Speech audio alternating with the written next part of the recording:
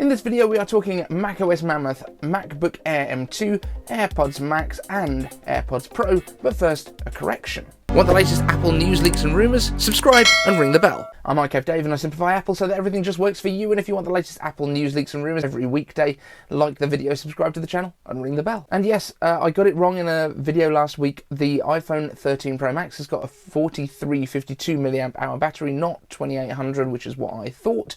And now that does mean that the 5000 mAh battery that was being suggested might actually make sense. This is the beauty of Apple, you don't have to really care about the physical battery size because they just last long enough. Anyway, into your actual questions for this week. James Apple asks, will the next version of macOS's name be macOS Mammoth, and will the update be Mammoth? I mean, we don't know what we're expecting with this, which is kind of the joy of it. We just kind of haven't got a clue really what's coming in the next update. And for a long time Apple has been quite predictable. There hasn't been that much new stuff going on, and this is quite interesting. macOS Mammoth did get registered last year alongside macOS Monterey. I don't know if they would go for the same like M letters 2 years in a row. Maybe not, but it just kind of feels a little bit like people wouldn't distinguish that quickly between them. I mean, it's very much, it doesn't really matter what the name is. I do think it's going to be a reasonably big update, but I've also got a feeling maybe that they registered Mammoth and Monterey just so that we weren't 100% confident on what it would be, and that just gives them a chance to have some more publicity when we're talking about it. Next up, iCave Answers James Apple asks, are you shaving your eyebrows and hair if USB-C comes to the iPhone? Now, this is a little bit of a mistake that I might have made when John Prosser had said that he would shave his head and eyebrows if USB-C ever came to the iPhone, and now people are talking like it might happen, and I might have replied with, yeah, I'm with John. I don't know if that means I committed to it, but you'll have to let me know in the comments if that's what I did. Either way, it's not on it yet, so my hair is safe for now. iCave Answers from James Apple, how long do you think the battery in AirPods Pro will be? Maybe like the Pixel Buds with 11 hours of battery life. I don't think it will be, because I'm not 100% down with what is going on in the Google side of things. However, I'm going to say they probably don't have the same features. They don't have the accelerometers in there for spatial audio. I would guess they probably don't have the same level of noise cancellation. So I don't think they need to do 11 hours, but when was the last time you kept your earbuds in for more than 4 hours constantly? Because it's very, very quick once you pop your earbuds back into the case that they recharge quite quickly. You do get 24 hours, is it, or 30 hours of usage in total out of the case.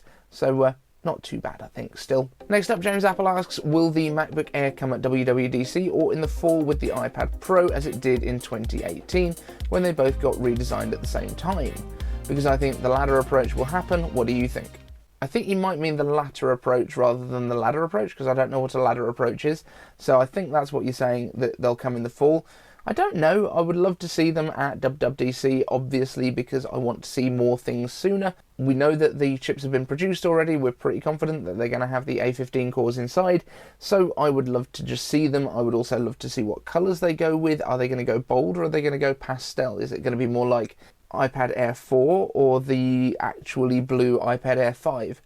Let's see. But I would hope for pretty bold colours, white keyboard surrounds, like the little keyboard deck that they have on the MacBook Pros where it's black.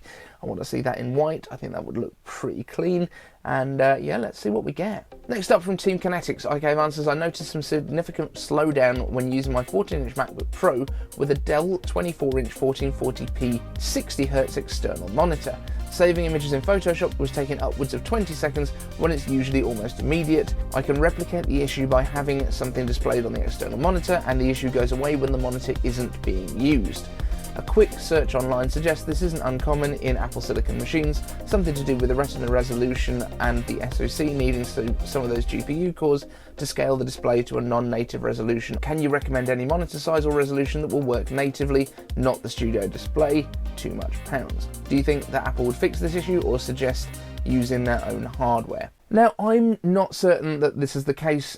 Driving the number of pixels is the issue. Now, I'm driving a 4K display here and a 1080p display, neither of which are native resolutions for Apple, but it's more about the native resolution of the display if it's having to do scaling retina stuff into that, I would think. So I just did some investigating, and yeah, if you go to more space all the way to the end and go to the full native resolution of the display, it should be fine. If, however, you scale it in between like 4K and 1080p, then it does actually pop up a warning in macOS that says using a scaled resolution might affect performance, and it even does that if you go to lower resolutions like 1280 by 720, because it is having to work out what pixels go where. If you go to a 4K display and want to go to 1080p, that's fine, because you're literally just putting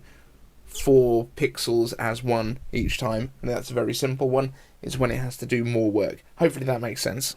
Randomness R asks, iCave answers, what new colours can we expect for the AirPod Maxes that Gurman talked about being released this fall? So we've covered this in a previous video as well, I think, but it looks like it might be some of those pastel colours. I do think that we might move over to Starlight and Midnight from the silver and space grey that we've got right now.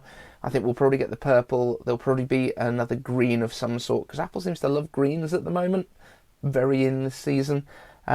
And then I would love to get like a proper product red rather than a pink. I think that would be an awesome look for the AirPods Max. And still on the AirPods, Randomness R also asks, iCave answers, are we expecting the same design or stemless design for AirPods Pro 2? Although I use my AirPods Max as my go-to, I love them, and you have to get a pair, mate. They're truly amazing. So I think from everything that we've been seeing, it does look like we're keeping stems on the AirPods Pro. I don't know why people want to get rid of the stems. They're kind of what's iconic about them in terms of the design.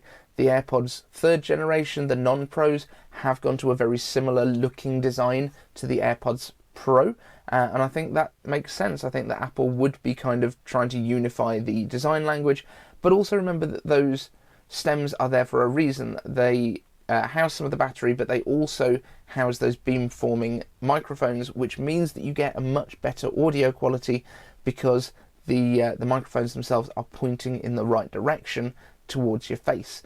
I don't really know how a lot of the others work, but I have a feeling that a lot less of them are used for making calls compared to AirPods. Team Kinetics, iCave answers, do you think that the resignation of Ian Goodfellow, Director of Machine Learning at Apple, will hinder their progress in the machine learning and AI? Now, this came from the fact that Apple is kind of bringing everyone back to the offices now, and I get it from one point of view, I don't get it from the other point of view.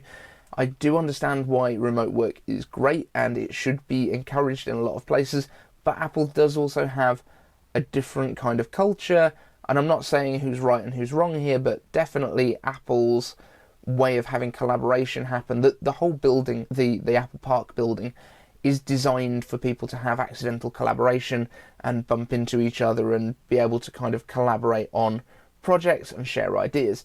That becomes a lot harder when people are working from home.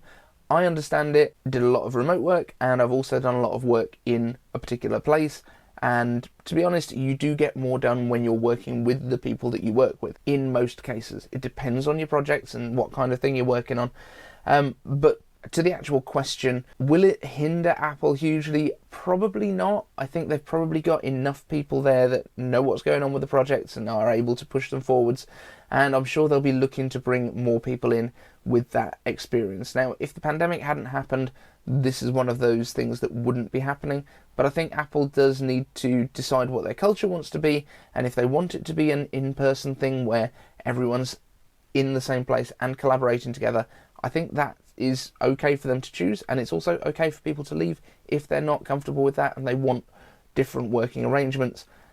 I think all of this stuff is kind of good that there are choices. You know, there are other companies out there that are definitely doing the remote work thing, and that's fine. If Apple doesn't want to do that, then it's absolutely fine, and you know, these engineers are not going to struggle to find work elsewhere. So that's it for today's show, guys. Thank you so much for watching. Leave your comments and any other questions that you have for me down in the comments. Use hashtag iCaveAnswers. Thank you to all the Patreons, and we will see you in the next one.